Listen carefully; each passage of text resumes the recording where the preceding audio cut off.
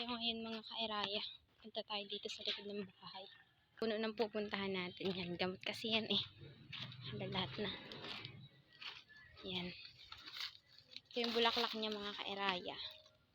Kaeraya yung bunga niya. Yan, bunga ng ano. Tawag dito sa amin sa punong ito, putat. Gamot yan sa ubo mga kaeraya. Ito, gamot sa ubo yan.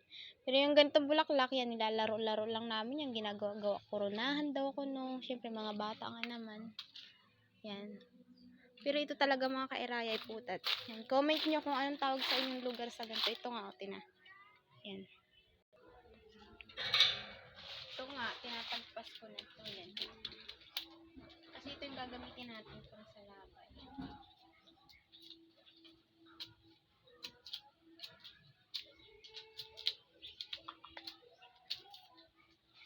Yan, bali ito. Yan, yung ganito. Yan yung ano eh. Yan. Ito yung gagamitin.